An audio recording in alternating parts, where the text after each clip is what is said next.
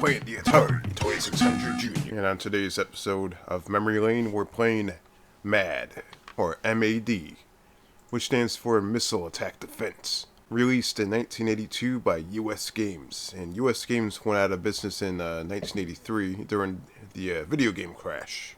So let's take a look at the front label right here, and you have a couple of guys right here wearing purple suits, like space suits, look at that. And it looks like they're playing Steel Battalion for the original Xbox. You can see the Steel Battalion controller right there.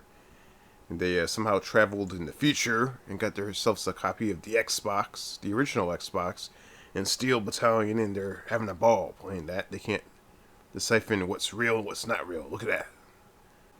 You have the M.A.D logo popping right out of the TV right there, so some sort of 3D TV. Look at that.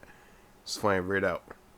And in all honesty, the label's kind of bland for the most part. This is your typical US Games cartridge. You have the US Games logo on the top. It's used with joystick controller, 2 game variations, and see down below it says 1982 has a copyright, US Games Corporation.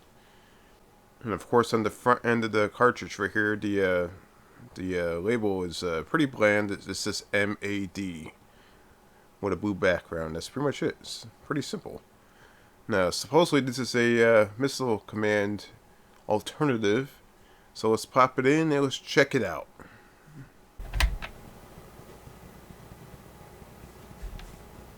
Well, it looks like on the first try the game apparently doesn't want to work. So we have to see if we can clean it out.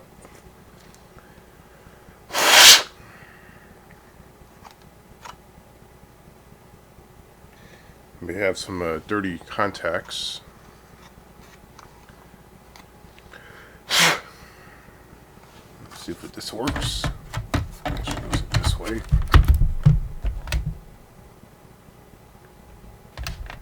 Alright, so stay tuned. We're going to clean this out for a moment because apparently it's dirty.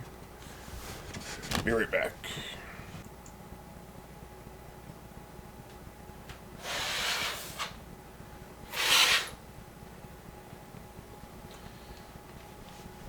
Alright, so I give it a clean. Let's see if that works. Took a little while.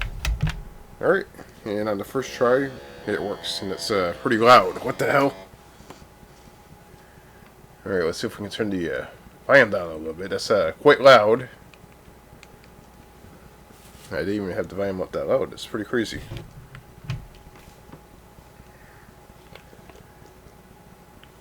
Alright, so this appears to be a Missile Command clone, or alternative. Let's be a little nice about that. You can see we have shooting from a cannon in the center of the screen right there. Oh my god, I got hit by some sort of missile. I must say this is actually quite the interesting Missile Command alternative. I kind of like it so far.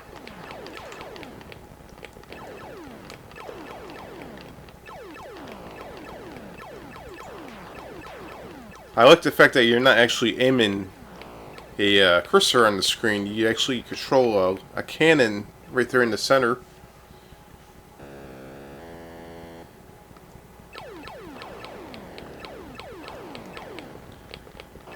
It looks like these I don't know if those are helicopters they're trying to crash into us, like kamikaze pilots. What the hell? And all my cities are blown up. And now they're working on the actual missile command base itself. You can see there's like a really bright looking color blinking on the bottom of the screen. It's not the prettiest thing in the world. It's like a strobe light. Look at that. I got 2,200 points. U.S. Games, 1982, and yeah, U.S. Games went out of business in 1983. Apparently there's another game type. Let's try this out.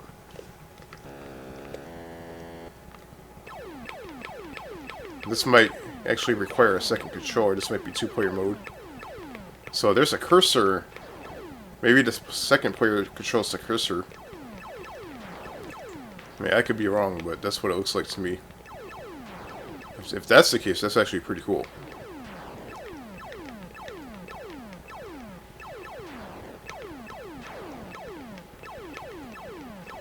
Yeah, this game's actually not bad.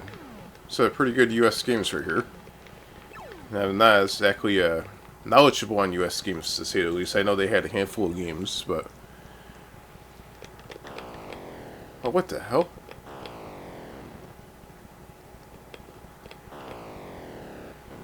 Oh my god, how's this work? It's like you aim towards the actual missiles and they drop.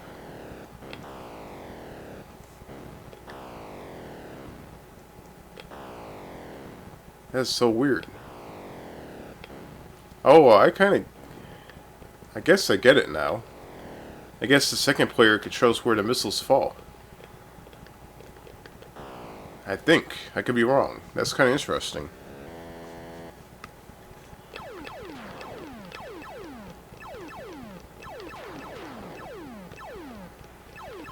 If that's what I'm seeing here, I mean, so far I'm at almost 2,000 points here.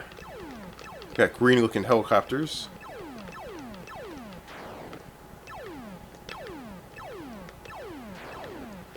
The sensitivity on the actual cannon right here is it's actually not too bad. And now we're controlling the cursor again.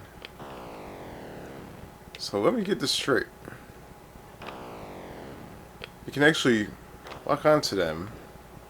Hold down the red button. You can see this right here. Let me see if I can show you.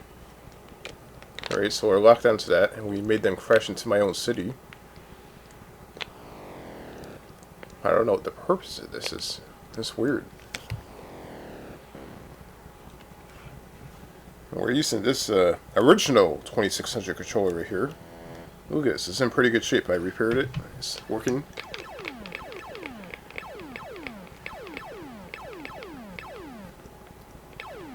So we're almost at the 2200 mark.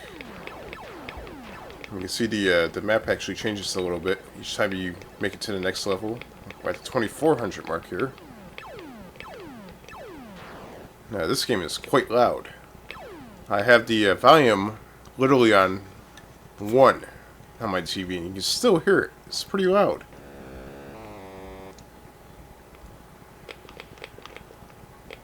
Alright, so now we're controlling the cursor again, which I don't quite understand. I guess the cursor yanks them right out of the sky. I'm not sure if you're supposed to do that or not. It's kind of weird.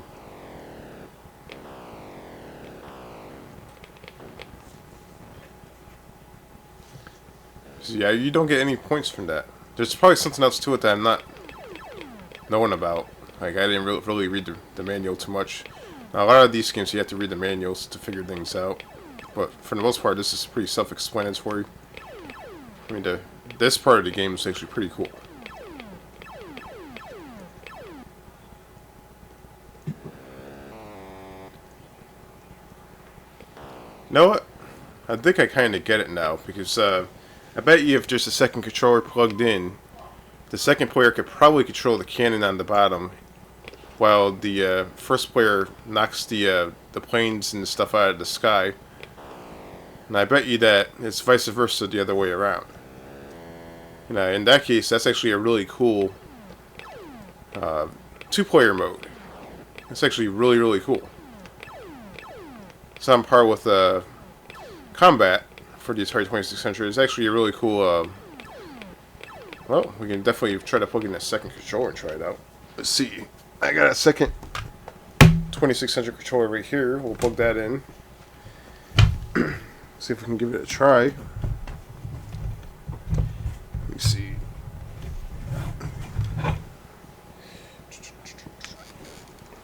Let's put it right here for right now. We'll plug it in and we'll try it out, see if it works. Alright, so this is second. Oh yeah. See? This is the second controller right here. It's a lot more clicky for some reason. It's a different model. But you can see that I'm actually controlling the cannon now. And the button, you can hear the click the shit out of that button. It's the most noisy controller ever. But it works. So with the second controller over here, you control the cursor. And you try to screw up the other player. That's actually pretty cool. So that's pretty much solved. We know exactly how this works now. This is a 2-player mode. And you can actually terrorize the other player's cities.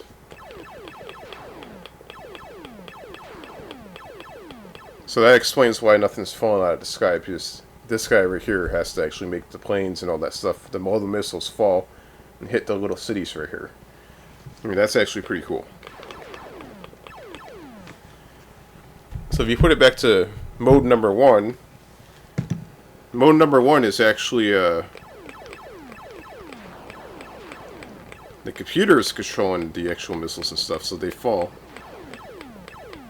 And whichever missile lights up white, as you can see right there, that's the one that's going to fall. And he actually hit me. Oh, what the hell?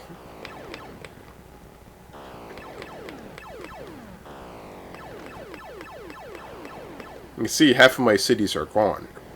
So the game is not too forgiving when it comes to the difficulty. The difficulty is definitely not the most easiest game in the world. It takes a little bit of mastering.